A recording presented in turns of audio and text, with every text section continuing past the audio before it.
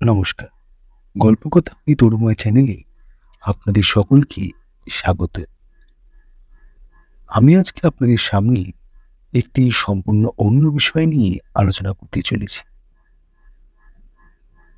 আমরা বর্তমান সময়ে সিএএ এই জিনিসটার ব্যাপারে আমরা মোটামুটি সকলেই অবগত, কিন্তু এর বিশেষ নিরীক্ষণ বা পরীক্ষণের ব্যাপারে আপনি কি জানেন?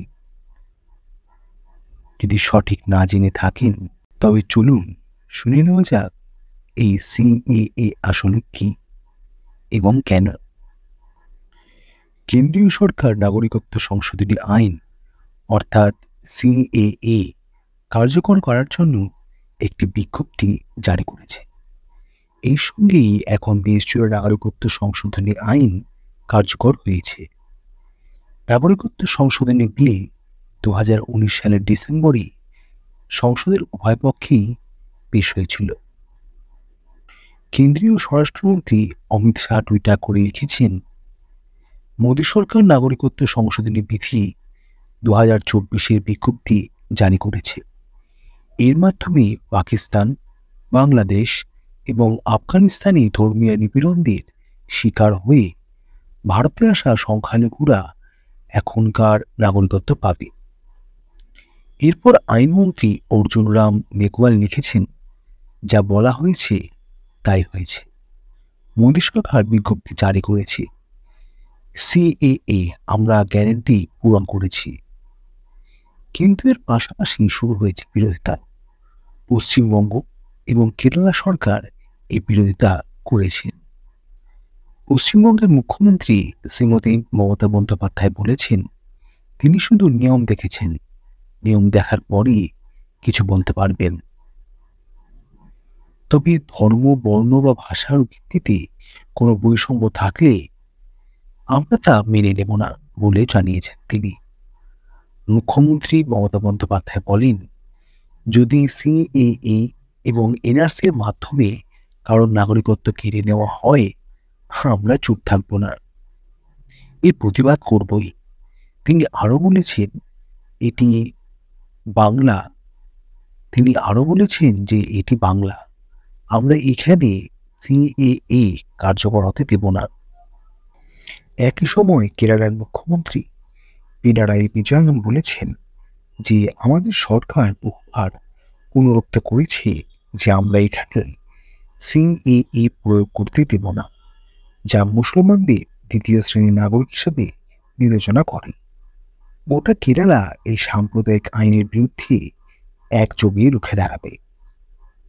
এমন পরিস্থিতিতে প্রশ্ন উঠছে, কেরালা ও বাংলার মতো রাজ্যে কি সিএএ কার্যকর হবে না? এটি জানার আগে আসুন আমরা 3টে পয়েন্ট জেনে নিই। চলুন জেনে নেওয়া যাক সিএএ আসলে কি। সিএএ হলো নাগরিকত্ব সংশোধনী আইন।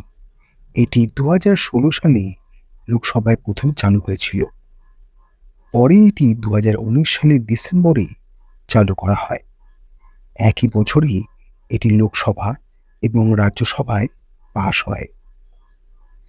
এতে কারা নাগরিকত্ব পাবে? পাকিস্তান, বাংলাদেশ এবং আফগানিস্তান থেকে আসা হিন্দু, শিখ, বৌদ্ধ, জৈন, খ্রিস্টান এবং পার্সি ধর্মের লোকেরা যারা 31শে ডিসেম্বর 2014 সালের আগে ভারতে এসে বসতি স্থাপন করেছিল। ভারতে আসার বৈধ কাগজপত্র না থাকলেও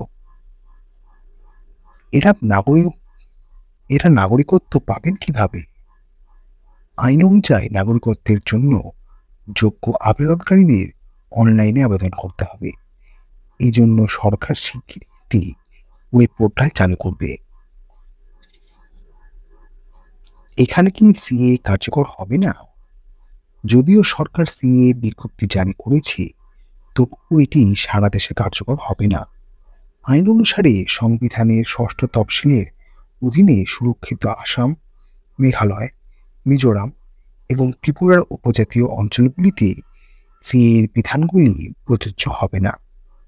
এর সাথে এটি উত্তর পূর্বাঞ্চলেও প্রযোজ্য হবে না। যেসব রাজ্যে ইনার লাইন পারমিট সিস্টেম আছে, ইনার লাইন পারমিট এবং সংবিধানের 6th শিডিউলে উত্তর পূর্ব রাজ্যগুলির কিছু এলাকায় উপজাতীয় গোষ্ঠীগুলিকে সুরক্ষা প্রদানের লক্ষ্যে প্রয়োগ করা হয়েছিল। মণিপুর আগে ইনার লাইন পারমিটে অন্তর্ভুক্ত ছিল না, কিন্তু পরে এটিও অন্তর্ভুক্ত হয়। ইনার লাইন পারমিট কি? ইনার লাইন পারমিট হল এক ধরনের ভ্রমণ নথি, যা অন্য রাজ্যের লোকেদের সীমিত সময়ের জন্য দেওয়া হয়। রাজ্য সরকার কি এটা কখনো প্রত্যাখ্যান করতে পারে? এটা বোঝার আগে সংবিধানের কিছু গুরুত্ব বিধান জেনে নেওয়া যাক।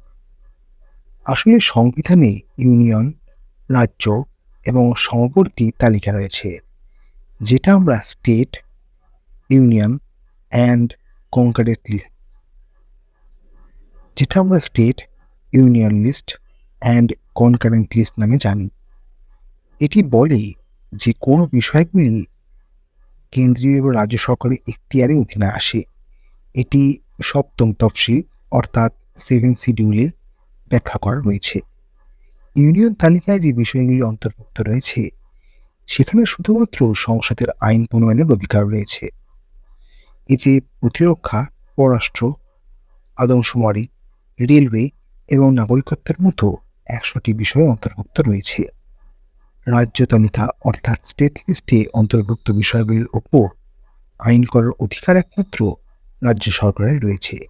এতে আদালত, পুলিশ, স্বাস্থ্য, বন, রাস্তা, পঞ্চায়েতি রাজের মতো 61টি বিষয় রয়েছে। একই সময়ে সমসাময়িক তালিকা অর্থাৎ কনকারেন্ট লিস্টে সেই বিষয়গুলি অন্তর্ভুক্ত রয়েছে যার উপর কেন্দ্র এবং রাজ্য উভয়ই আইন করতে পারে।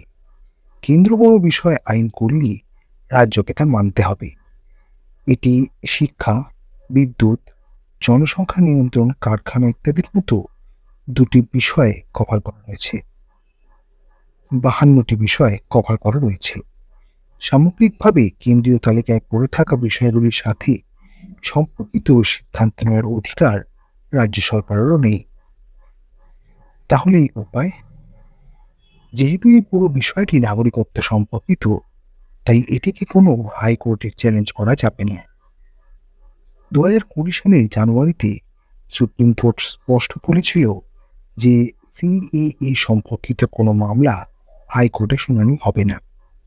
সিএএ সমর্থনে এবং বিরোধিতায় সুপ্রিম কোর্টে ইতিমধ্যে 200টিরও বেশি পিটিশন দাখিল করা হয়ে গিয়েছে।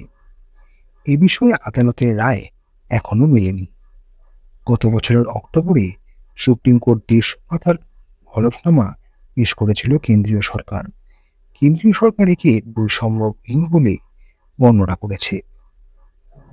চলুন জেনে নেওয়া যাক নাগরিকত্বের নিয়ম কি। 1955 সালের নাগরিকত্বের আইনের অধীনে একজন ভারতীয় নাগরিক হওয়ার জন্য কমপক্ষে 11 বছর আপনাকে দেশে থাকতে হবে। কিন্তু নাগরিকত্ব সংশোধনী আইনের অধীনে পাকিস্তান, বাংলাদেশ এবং আফগানিস্তানের অমুসলিম উদ্বাস্তুদের 11 বছরের পরিবর্তে 6 বছর থাকার পরই নাগরিকত্ব দেওয়া হবে। অন্য দেশের মানুষদের ভারতে 11 বছর কাটাতে হবে, তাদের ধর্ম নির্বিশেষে। তথ্যটি আপনাদের কেমন লাগলো কমেন্ট এবং লাইকের মাধ্যমে জানাতে ভুলবেন না। ধন্যবাদ।